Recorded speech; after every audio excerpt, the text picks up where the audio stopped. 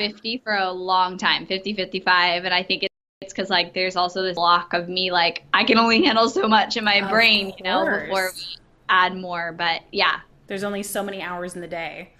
Well, that's fantastic. This is the place to ask questions. This is the place to take notes. This is the place to learn strategy. Welcome to the Visible Entrepreneur Podcast. I'm your host, Michelle Lewis, and this is the podcast you'll love listening to week after week. After a history in Hollywood, I know what it takes to get visible. And as an entrepreneur, you don't have to keep feeling frustrated and trapped, not able to get yourself out there. Myself, my guests, and even my family are here to lift you up, guide you, and give you powerful ideas so that you can get your unique voice into the online space. Ready? Let's do it. And action. Hey everyone, welcome back to the show. So thrilled about today. I actually stalked Emily a while ago and was like, hey, want to come on to the show? So very exciting that we were able to work our schedules out. Welcome to the show, Emily Hirsh. Thank you. I'm so excited to be here.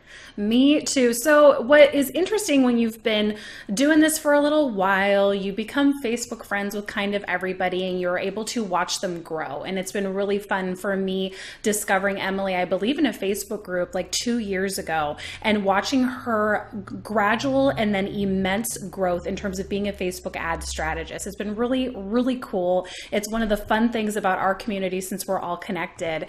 And if you haven't met Emily before, she's incredible. And she is a leading Facebook ads manager and sales funnel strategist. So that means that she takes you, the entrepreneur, and she helps you grow your business and your revenue sustainably using leads and sales funnels through Facebook ad strategies. So Emily, why don't you dig a little bit deeper into what that means? A lot of people hear Facebook ads and want to pee their pants. So Yeah. what's the support that you provide and how did you get started in this and know that it was your zone of genius?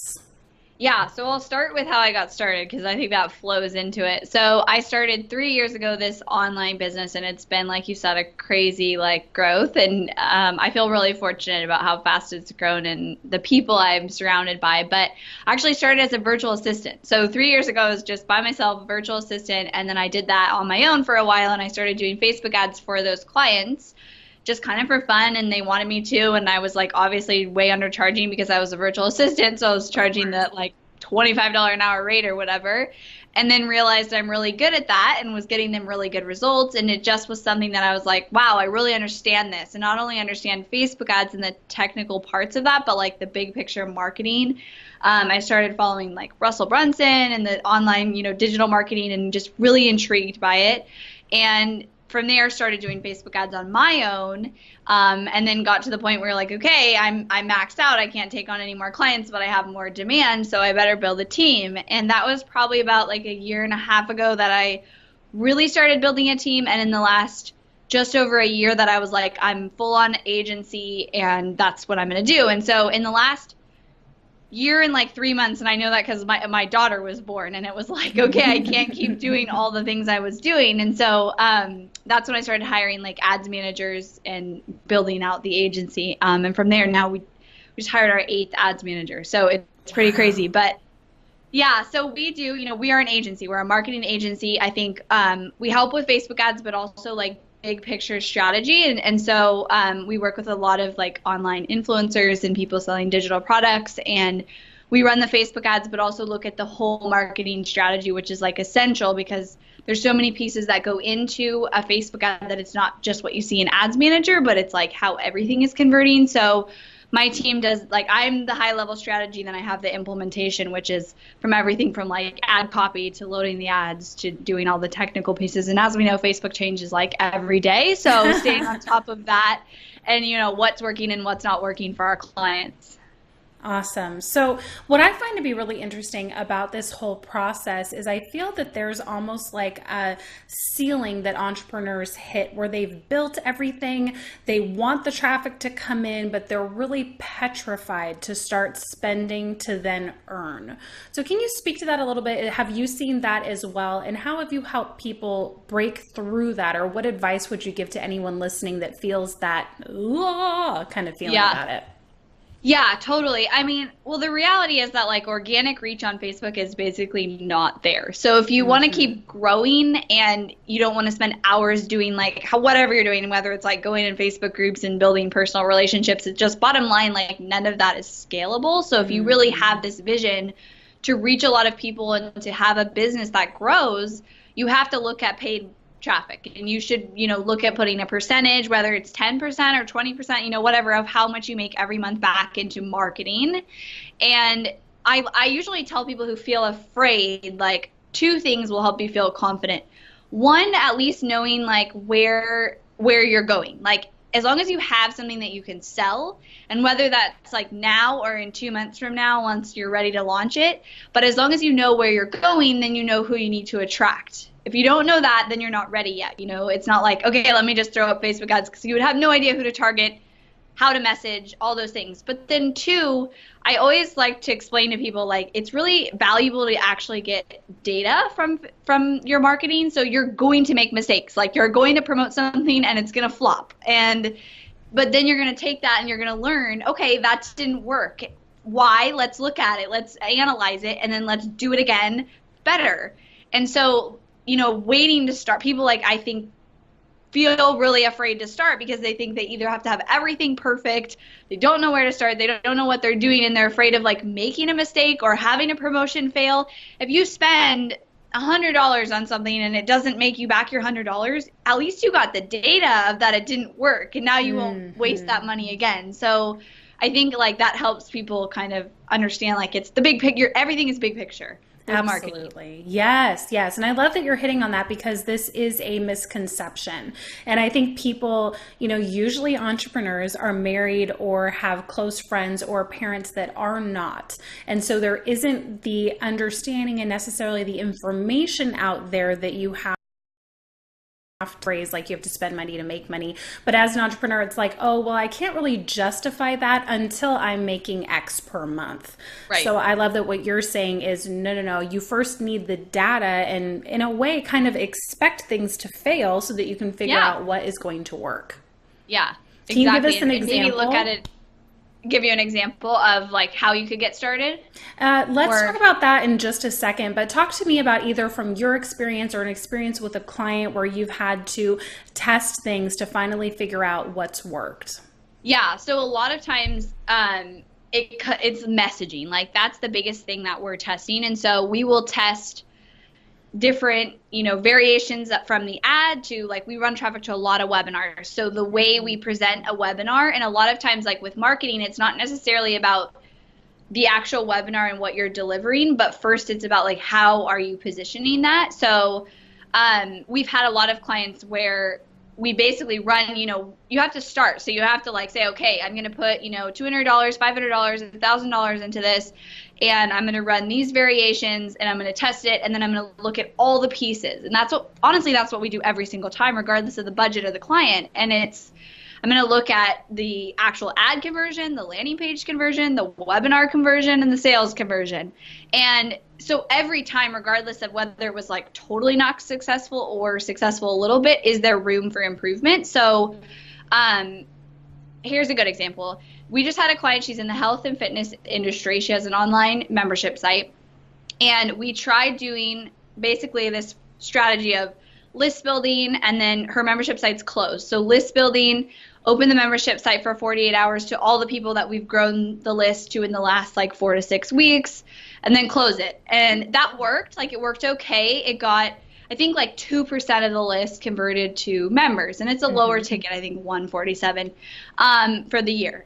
So that worked. So then next time, though, we're like, well, that's pretty low. Like, we're not really making money. We're kind of like breaking even at that point. So then we're going to try next time a challenge before the open, and then open for the 48 hours. So we did that. We got like 1,800 people signed up for the challenge, and 7% of those challenge registrants converted. Wow. So we're like, okay, this worked really well. We're going to do it again, and this time we're going to get 5,000 people signed up for the challenge and try and get 5 to 7% of those people convert. And so we did it, we tried one thing, we altered it based on those results, tried another thing with a smaller budget. I mean, not super small because we got 1,800 people, but not crazy. And then we proved it, and now we can scale it. And so that's like a really common process that you go through. And once you find what's working, then you can scale it.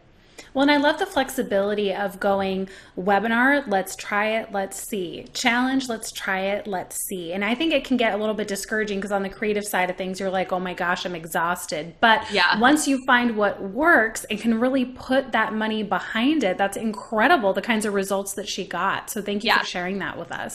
Yeah, and a couple notes on that I think are important is sometimes it happens. And so like, for example, she did the challenge, she got 7% conversion. And of course, in our call, she's like, well, what else have you seen that's successful? Like, should I change it and do this webinar like this? And I'm like, no, okay, this worked. And so we're going to do that again, the exact thing again. And so, I mean, that honestly happens with clients who have like $1 million launches. It's because that's an entrepreneur trait. We're always like, what else can we be doing? Are we doing enough? We're not doing enough. We have to have new things. And so don't do that. Like, make sure once you find that works, you don't change it. But also, when you're testing new things, if you change everything every time, then like you don't know what's working. So be careful about changing too many variables. Like we stuck with the open closed membership, offer and didn't change like that whole thing, and if you change everything and then it works, you're not really sure why it works. So that's an important piece there too. Absolutely. Stick with what works. I think that's a great point. So now let's kind of transition because you have a signature process that you take your clients through. And I know that you were willing to give us a bit of a taste of that. So pretend that I am one of your clients and let's just hit on those key points that you think are so crucial for entrepreneurs to understand when they're getting ready to put together an online marketing strategy. Yep. Yeah. So do you want me to walk you through like the process? Yeah, let's do it. Okay. Yeah. So I actually don't have it in front of me. So this is going to be totally like off the cuff. Off the cuff, but I can do it. I've presented it many times. So we do have it like broken down in a 5-step process, and I call it the Hirsh process. So this is for anyone, whether you're like running a ton of ads or you've never run ads, like it applies to everyone, and you can either use it to like start or use it to analyze what you're doing versus not doing that you should be doing. So the first step that I tell everybody is you need to plan and know your ideal audience. So that means you need to know your end goal, kind of what I talked about. Like you're not ready to run ads until you have this, which means you need to know your end goal. And that could look like, it really should be specific. I need this many leads. It's going to cost me maybe this much cost per lead. And that's how I'm going to get X amount of sales. Because if you don't have that and you can't answer the question of like, what is success to me when running Facebook ads, then you're going to feel like, oh, I'm just spending $500 and I don't know if it's working or not. So you need to have a way to measure right away if it's working. And there's many ways. Like for us, this is what I do on a strategy call is I work backwards and I start with the sales and then I work backwards to, okay, how many leads do we need to get? What's our ad spend? And so you need to do that. And then the second thing is you need to make sure that you know the problem that you're solving for people and you know who your ideal client is. Because if you can't do that, you can't nail your messaging and your marketing. So you need to have that and really have a deep understanding, not like a surface level of like, oh, I'm a coach, but a really deep emotional understanding that you can reflect in your marketing. And there are several times on calls that clients think they know that and I have to like pull it out of them like, okay, let's go deeper. And so we have to figure that out. And that's kind of like the first step. So do you mind if I pause you there? Because I think this is a really key thing that people miss. Because right when they launch their business, they're like, I'm going to start doing ads. And they just start throwing stuff out there. Right. But you have to remember, if you're listening to this, being an entrepreneur is very similar to creating a movie. And so the first thing that you do is you get the script nailed. And the way that you do that is, you write it out. And I can't tell you how many times a script would come across a studio's desk and they would have to hire someone that's specialized in messaging to come in and perfect the story. There's so many powerful movies out there, as we know, but there's also a ton of crappy ones. And this is why the same thing applies to our industry. So if you haven't done this yet, do what Emily's saying and sit down and go to that end point. Make sure that your business journey that you're taking your client on tells that story to get to that crescendo of that final product, aka killer ending, like, Star Wars or Lord of the Rings or whatever you want to call it. So thank you so much for sharing that. So now let's move on to step 2. Yeah, okay. So step 2 is value. And this is where if you're running ads, a lot of people skip this step. And so if you haven't, you're kind of at an advantage where you remember it. And so that means to me, like, literally showing up and just giving value. And I think I see way too many business owners who get so caught up in the perfect funnel and the perfect webinar and selling their course that they forget about why they are even doing this and the message they want to get across. And they don't like put time and effort and money into delivering actual value and building that know, like, and trust factor. So for us, like with every one of our clients, we're asking them, do Facebook Lives, like work with us on being that content creation, because honestly today in this, especially if you're in a business to business space, those are the people who are winning right now, is the ones that prioritize that, because it's about ad copy and images and everything, but it's also about, do you have a warm audience, people who know you to put stuff out to? Do you have a following, and are you consistently putting time and money into that following? So as a rule of thumb, I say about 5 to 10% of your ad budget should go into promoting those posts of value, which the best ones are video. So Facebook Lives or pre-recorded videos is fine. And then you actually promote them to cold traffic new audiences, and you build this audience that you can retarget without getting too technical, but you can retarget them. It's data that's extremely powerful, and it's also just building, like I said, that trust, which is really needed. And what I get frustrated with is when I look at these huge entrepreneurs who are teaching how to go and do this webinar funnel, but it's like, let's take into consideration that they already have a following when they launch that, right? And so that's a key piece. Like somebody brand new with no following, no brand, nobody knows who they are, it's harder and harder literally every day for that to work without putting time and effort into that. So the second step is value, and you never stop doing that. And if you set up things right, like that's all you do as this, like your entrepreneur in your business, and then your team takes that and promotes it and uses the content. And so like that should be your job. And I like what you're saying, because at least what I'm hearing too that I can implement is that step one, you're bringing traffic into that funnel, for lack of a better term. But then in step number two, you're not only giving value to your existing audience, but then you're using that and boosting that to then have a higher chance of bringing that cold audience into becoming a raving fan. Am I hearing that correctly? Yeah. And so step one is actually like the pre-planning. Step two is the value. And then step three is where we get to like lead generation. This is what most people start with. They just jump to step three. Let me start ads to the webinar, my opt-in. They don't know like what I need to do to be successful. They didn't take the time to do that, and they skipped over the value step. So step three is lead generation, running ads to actually get physical email addresses into your funnel, whatever that entry point is. So that's like the most basic one, because that's what everyone mostly starts with and only does that. But that's step three.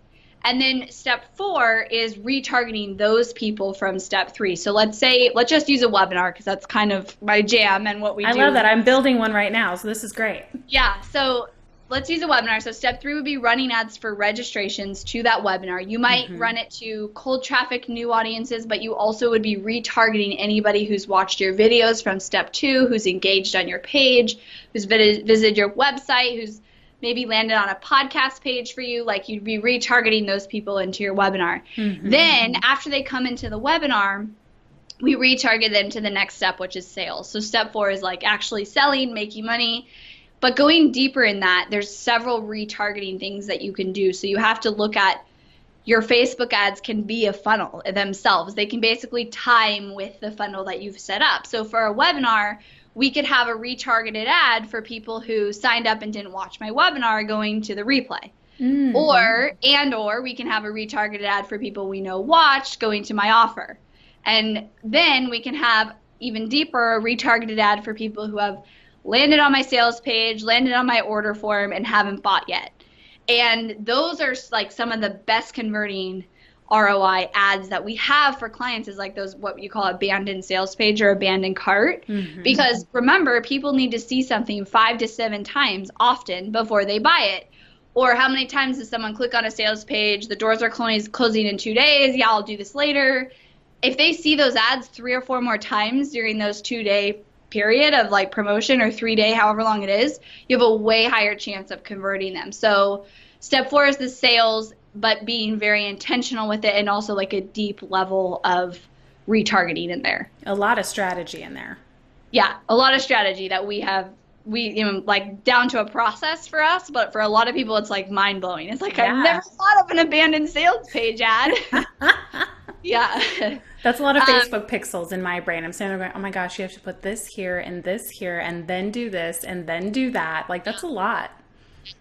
The Facebook pixel is amazing, but yeah, it's a lot. Yeah. And then, so finally, step 5 is optimizing and scaling. And so that's where you have to consistently like look at your results, not only look at them, but report on them. So pull out like I was saying, how many leads, what's my show up rate, what's my landing page conversion, how many people that watch the webinar are buying, what's my total sales conversion.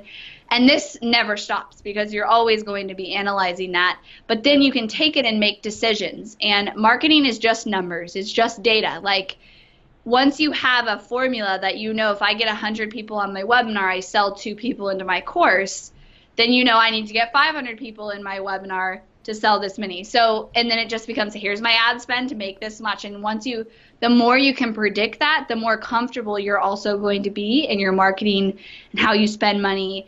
And how you show up with your marketing, because it takes away the fear factor of it when it just becomes data, and that's all it is. And so that's how we look at it. You know, we're spending, last month our agency we managed over $300,000 of ad spend between all of our clients, which can be like, when I tell people that, they're like, oh my gosh, like doesn't that like so much responsibility? And I'm like, no, like we just look at it as numbers, and that's, you know, and like it's very intentional. Yeah, I was just reading on your page earlier today where you had a client that put in $100,000 ad spend and made 400. And I thought, wow, like if it was my brand and my company, of course, I'd probably be peeing my pants. But if you do look at it just from a numbers perspective, that was an amazing return. Yeah. So I love that you're saying take the emotional attachment out of marketing. And I think that can apply to Facebook ads. I think it can apply to everything. Yeah. Because I see all the time in my audience and fellow audiences where they're like, I had an ad up for 24 hours. Yeah, and no one work. clicked, and I'm going to quit, and I'm a failure. And it's like, no, you're not. Yeah. No, please, please. So speak a little bit to the emotional attachment to results and how you can step back from that. So number one, looking at it as a long game, and like kind of what we were talking about in the beginning, that it's a long game, it's big picture, and you have to take every even failed opportunity as a way to make it better. So that's the first thing. But number two, like 24 hours is not enough time for anything to happen. And it's also all numbers. So if you go into it with the expectation of like, I'm not going to touch these ads for 2 days, at least maybe 3, and then I'll make decisions. Then you have at least that expectation. But then from there, it's just like you're basically in the beginning, you're trying to get enough data to be able to predict what you need to do. So you have to probably put in, I mean, I always tell people like to work with us, you need to spend at least $1,500 a month of ad spend to justify our cost. But I mean, you can spend less, to try and get the data. But at the beginning, that's all you're trying to do. So you like want things to not work a little bit, because then you can see what is working. If nothing works, or if everything works, like you're like kind of like, I don't know what direction to go, right? So it's going to not work, like some things, especially when we first start. I mean, for everybody, even for big clients who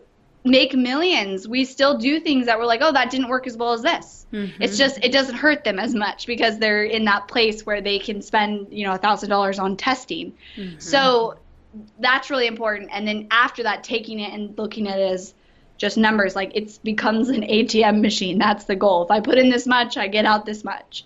Absolutely. And yeah. Well, I really appreciate you talking about that. And for me, like with my experience, it's definitely more film related. And we do something that's called breaking down a script. And so when the writer's done with it, it goes to someone called the first assistant director, who takes the script and breaks it down into shooting days, figuring out, is it internal or external? What actors are involved? What props do you need? And you literally get what are called strips, and you line them up on a board to schedule out the movie. That's how you know how long it's going to be, how many locations you're going to, all that kind of stuff.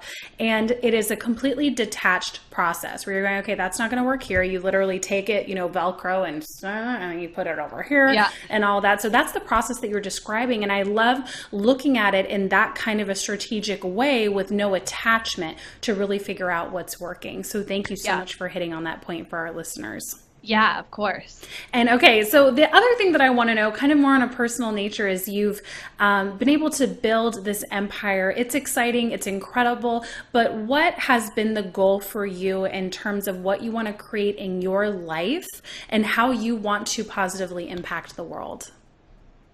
Yeah, so I have a lot of passion for the mom entrepreneur world because that's the entire reason I started my business. And I feel like my business has given me this freedom to be there for my kids, but also have my own dream.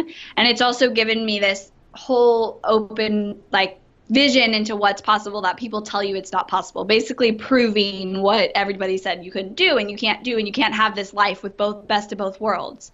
So my big vision is to like just be an example, continue to be an example for that, for what you can do. And I'm also young, and so I have a lot of like younger people who are like, oh my gosh, like you can actually do this, because people, people told me I couldn't do it. So Yeah.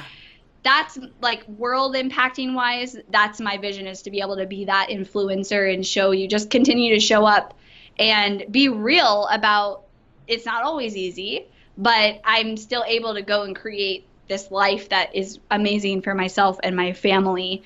And I was just saying this to my husband the other day because I was talking about how I have a lot of responsibility with 20 team members. And like when I process payroll, it's still a little bit like scary. Like, Yeah. these are big numbers. And if you would have told me like a year ago even that like this is what your expenses would be every month and this is how much, you'd be bringing in, I'd be like, no way, like that's not possible.